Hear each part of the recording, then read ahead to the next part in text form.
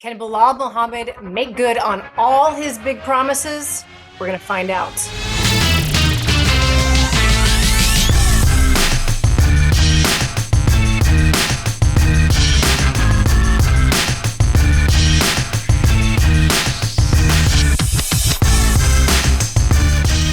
Today, we are here to talk about the beautiful card that is UFC 304 going down in Manchester, England this weekend. And it's such a fascinating card because, of course, this video is all about the main event, Leon Edwards versus Belal Muhammad. You got the co-main event, Tom Aspinall, Curtis Blades. Both of these are rematches, and both of them are situations where the first fight didn't really play out, so it's an interesting version of a rematch. But to this main event, we're finally getting it. It's something that Belal has had to scrape and claw and ask and yell and stomp his foot, but it's finally happening. And how are you? What's your temperature on this one? I mean, I love the fact that it is happening, but there's some irony to this that it's happening because for Bilal to get this title shot, he had to, like you said, he had to scrape and claw and scratch and beg and plead.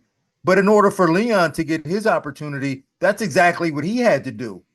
So when you think about it, both guys had to kind of go through the same journey in order to get this. They met before, they had what they had before, and now we finally see this happening now at 304 is finally coming together and made a best man win.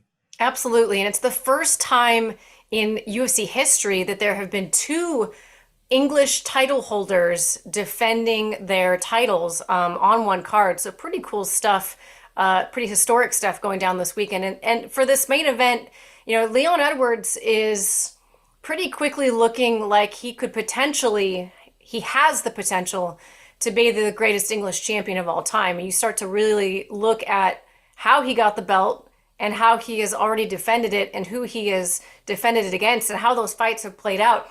It's really impressive. It's just really impressive stuff. 13 fight unbeaten streak for him. It's crazy.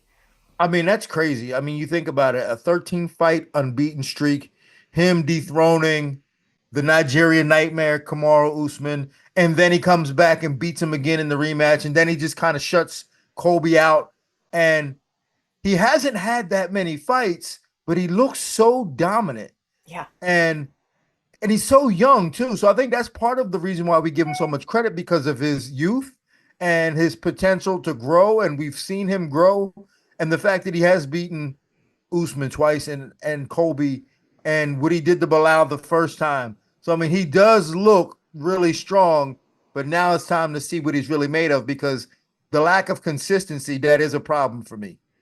The lack of consistency in terms of what, Dean? Well, not necessarily. I used the wrong word. Frequency. Yeah. The lack of frequency. He's not inconsistent. He's very consistent. I mean, you can't go win 13 fights in a row and be inconsistent, but Yeah. frequency, the fact that he hasn't fought often is an issue for me. And on the other hand, you've got Belal, who since their first fight, you can really look at his first fight with Leon as a big inflection point in his story arc. That fight, I think, really forced him to look at some things because the truth of the matter is he was getting pieced up pretty badly in that first round. Now, he didn't lose the fight. He didn't, but he did lose the first round, and that's all we have to go off of. And obviously, the eye poke happened after all of that. But when you saw him come back in his next few fights, the amount of growth and evolution that is just visible to the eye and the way that he approaches a fight, I really feel like one of the best things he did was going and training with Khabib. Do you feel like you see some growth in Belal? I mean, we've seen a lot of maturity in Bilal in the last couple of years, not only just with going with Habib, but the risks that he's taken. And I think that's the real story with Bilal. I mean, he's won some great fights since that loss to Leon. I mean, he beat Sean Brady, he beat Gilbert Burns, but he beat these guys under difficult circumstances. And I think that's the important thing to note is that he's able to go into these situations where it's not even favorable. I mean, he goes into this fight with Gilbert Burns on a couple of weeks' notice, and I think wasn't it during Ramadan or something? I mean, he's just like You know what? I had forgotten about that, but I believe Yeah, you're right. I it believe was it was, during which Ramadan. He that's goes into this crazy to fight. me. Yes, That's crazy. it's insane. At a time when no other Muslim fighter was willing to fight, he goes in and fights the number two guy in the division and beats him and earns his spot. So the fact that he's been able to take these chances and overcome this adversity and still win these fights, to me, that's the most impressive part about what Belal Muhammad has done. I know he's a good fighter. And the fact that even when he took the fight against Leon the first time was short notice. It was It's also not short like he notice. was Yep. even prepared for that. So Yep. we can't really base his performances after that because he wasn't even prepared for that fight. It's amazing how much one strike can change the narrative about a fighter because, like you alluded to earlier, for so long, Leon Edwards and Bilal Muhammad were in the exact same boat, which is the fan base felt like, okay, yeah, you're winning, but it's a lot of decisions and it's a lot of like careful style fighting, right? You're smart, you're winning fights, but the word boring was thrown around a lot with both of these guys. The moment that Leon Edwards head kicked Kamaru, knocked him out, completely changed everything for Leon. And it's just, I don't know. I don't know if I even have a question that I'm trying to ask you here. It's just fascinating to me that, like, the sport, everything can change so quickly. So Well, quickly.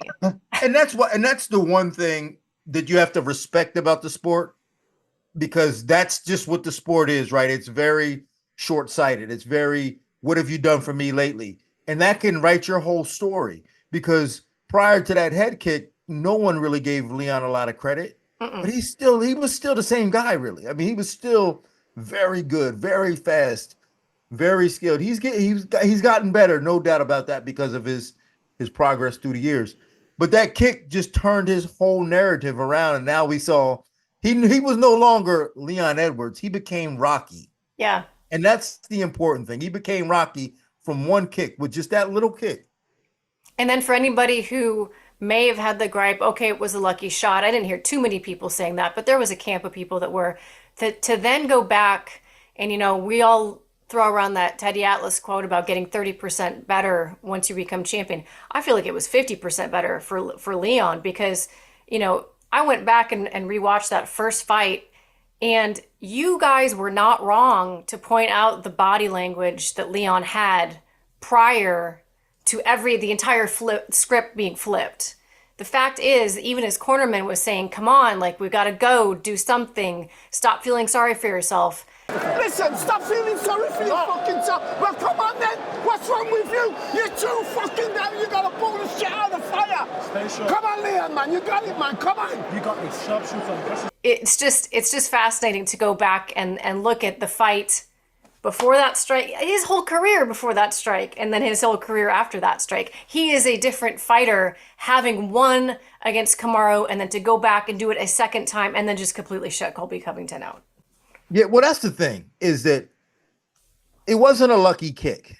There's no doubt about it. It wasn't a lucky kick, but he did have some luck on his side, right? He had some luck on his side that Usman was just like cruising to victory in that. Yeah. And for Usman, and like when you think about Usman's situation, why would he not? Here's a guy who hasn't been beaten in a long time. He hasn't lost a round in a long time, and he's cruising to victory, and he gets kicked in the head, like, and then goes out. Like he's never been dazed in a fight. There's no reason for him to really feel the need to turn it on. So yes, Leon took advantage of that opportunity. Was it calculated? Was he like, yeah, I'm going to save up for this? No, it was a bit of luck on his side that's just the situation that he was in. Sure. But props to him for it. And I'm glad it did happen because he deserves it because we needed to see that to get the best out of him now. Yeah. No, I completely agree. And that's what I mean. It's like that that it's not like it's not like he all of a sudden learned to do a bunch of new things after that knockout, but there is something that changes in the psychology of a fighter that finally reality is backing up what you have always known for a long time, and that is that you are capable of being a champion. You are a champion, and when you can look down and touch and feel that cold metal around your belt, it changes things upstairs. And to change things upstairs for a guy who already had for so many years, an absolutely incredible skill set. I feel like any of the real diehard analyst nerdy types would always talk about, man, Leon Edwards is so freaking good. He wasn't really necessarily cheered in the broader fan base because of his lack of finishing, but if you watch, anybody who knew what they were looking at when they watched that guy fight knew that if he kept going long enough, something big would eventually happen for him, and it did.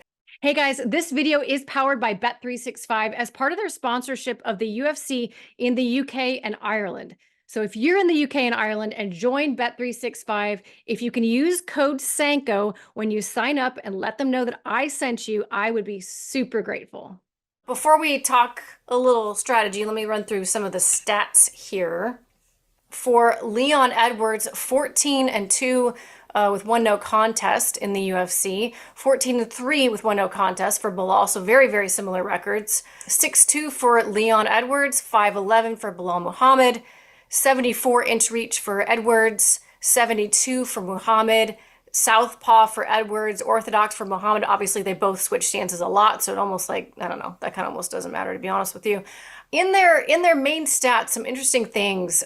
Striking accuracy for Leon Edwards, very, very high, 53.3%. UFC average is 42, so well above average. For Belal, just 43.1, still above average, but kind of more around average. 4.55 strikes landed per minute for Belal. Only 2.75 for Leon. So Belal, a higher volume striker. And when it comes to takedown defense, Belal Muhammad, 93.3% takedown defense, which is tremendous. And 70.2 for Leon Edwards, which probably, in the case of this fight, is the more important statistic. Now, I went down, because I get a spreadsheet that gives a little bit more detailed information than you can find on UFC stats. And I thought this was fascinating because I never would have expected this, but just in terms of like quantitative number of takedowns total landed in their UFC careers, Belal has landed 34 takedowns in his UFC career. I'm going to put you on the spot, Dean. If you had to guess how many takedowns Leon Edwards has landed in his UFC career, what would you guess? 15. 24. I probably wouldn't have even guessed 15.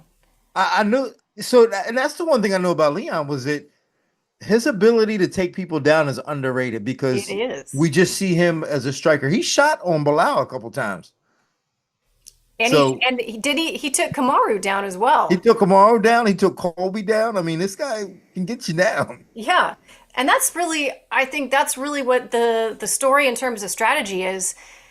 Leon Edwards is about as complete a fighter, about as perfect a fighter as you're going to find. He manages fights well in terms of risk taking. He manages distance well. And because of all of his management skills, which I realize those are not always the sexiest skills to have, but when you are able to manage pace, when you're able to manage range, what that allows you to do is control a fight. And that, I feel like, is what he is so good at doing, forcing guys to dance to his tune.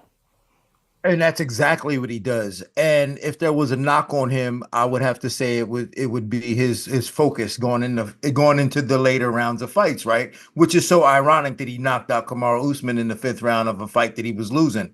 Because when you look at his history and you look at his other fights, and you can go back to Gunnar Nelson, you can go back to Brian Barberena, and you can even go back to Nate Diaz. All those fights, he almost got finished in the last round.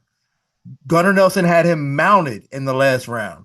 Brian Barberena dropped him in the last round. Nate Diaz had the infamous point left in the last round. So that was something that I thought Leon Edwards kind of always lacked, was just being able to focus down the stretch. Which, again, ironic because when he was losing against Kamaru Usman, he knocks him out in the last round. But he's near perfect outside of that. But the fact that, like you said, him becoming champion, him feeling that cold metal around his waist, I think he now has the confidence to know that he can actually just run away with the lead once he has a lead and maybe even be able to put guys away. So it'll be interesting to see how he approaches this fight and if he can maintain his focus throughout the entire fight.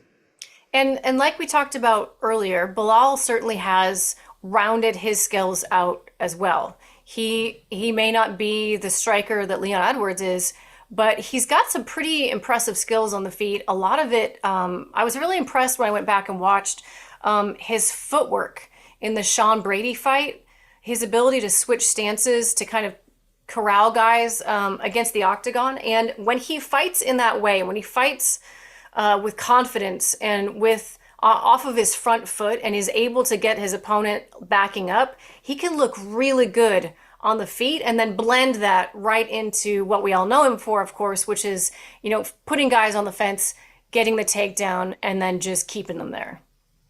Well, I think he's going to need a little bit more than that. I think, even from that perspective, even if he gets Leon down early, I don't think that's going to be enough for him. I think Leon is so crafty on the ground that he's going to be able to get back up. I think he's going to be able to handle his business regardless in all those situations. Again, I think this comes down to a focus thing. And one thing I can say about Belal Muhammad is that he really wants this, and I think he feels as though this is really his time. And he's a religious man as well. And sometimes sometimes when fighters have religion on their side, their belief and their faith is so strong that their God is behind them, and they put them in this position that they refuse to quit. And I think that if anything, that's going to really motivate Belal and give him a second gear, a third gear, a fourth gear, and allow him to be able to maintain this pressure that Leon's going to have to keep up with. Did you watch Countdown? I did not. I don't watch countdowns. It's really it's worth watching his section just on. So he works with an organization that helps children who have been injured in the conflict between Israel and Palestine, and actually was able to take in a little boy and his dad, bring them to America, and they've been living with him for it's crazy, a few months. And cutest little kid. I don't know. It's not, it's Bilal kind of, I don't know how to describe how he comes off sometimes, but I've never seen him come off like this. I guess that's how I'll put it. He was shedding some tears, and really heartfelt tears about what's going on over there and what it means to him to be able to help this kid get the surgeries that he needs. I mean, they showed a picture. I guess the little boy's house was bombed, and I don't know, like you say, to have not just your faith, but everything that's going on in that part of the world where he is from, and it's so near and dear to his heart, to be able to go out and, like you say, feel like it's more than entertainment, it's more than a fight. It becomes almost otherworldly in terms of what you're trying to accomplish there, because he wants to get that microphone and he wants to be able to encourage those people and bring light to what's happening. Yeah, but this is bigger than him, Way bigger. right? And Yeah. when you fight for something that's bigger than you, you draw an extra energy from a source that you can't really put a finger on. And I feel like that's where he's at right now.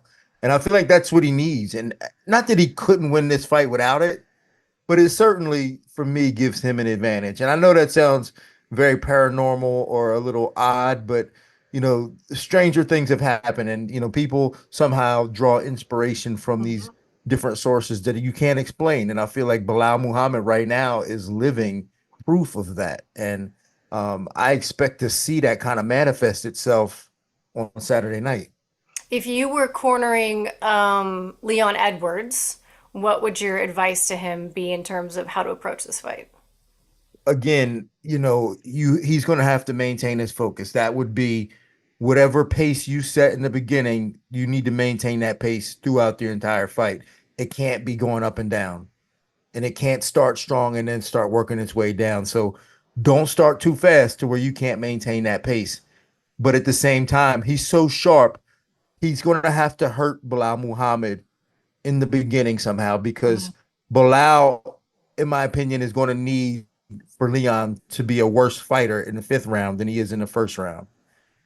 And if that's the case, uh, then Leon has to ensure that Belal is also going to be a worse fighter in the fifth round than he was in the first round, and he's going to have to do that with damage and not depend on cardio, because you could almost kind of say Leon might fold a little bit in terms of cardio. Like Bilal's not going to go nowhere in terms of cardio, Hmm.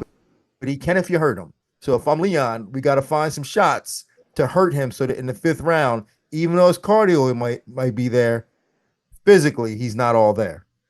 Yeah, I definitely think that, Bilal's going to have to make this a fight that is a little bit, it can't be pretty. It's got to be out, it's got to be a high friction type of approach in every sense of the word. Because if he tries to kickbox, you know, Leon Edwards, I think that's going to be a bad decision for him. But if he can get in, make things a little bit rough, make things a little bit gritty, and start to wear on Leon, it's just so tough because even as I say that, I'm picturing how good Leon is in the clinch, right? Like, See, that's not where you. I mean, it's hard to say because like that's normally where you wear on guys, right? yeah, That's how you wear guys out in the clinch.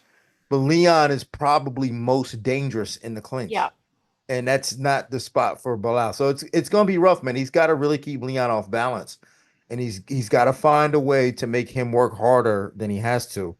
And if he can't do that, man, it's gonna be a long night for him. Yeah. I mean, and I think the only way he can do that is just with a ridiculous level of pressure. But pressure while still being defensive. Right, and that's what I was gonna say. Bilal has to win this fight with defense. Yeah. As weird as that sounds, he has to be like so defensive for 4 rounds, in my opinion, Hmm. so that he can allow Leon to work really hard and him not take a lot of punishment from allowing Leon to work really hard. So this card is going down at a very odd time locally for these guys. Have you ever had an experience like that? Because I think the card, I'm going to get these hours a little bit wrong, so forgive me, but I want to say that the fight started like 11, and so the main event will probably go on around 4 in the morning, 5 in the morning UK time. Have you ever had a situation where you had to fight like that? Well, yeah, I mean, I fought in Japan, and Yeah. so I mean, and that's odd times and everything, but by the time you get to the arena, it feel like noon. Everything feels the same.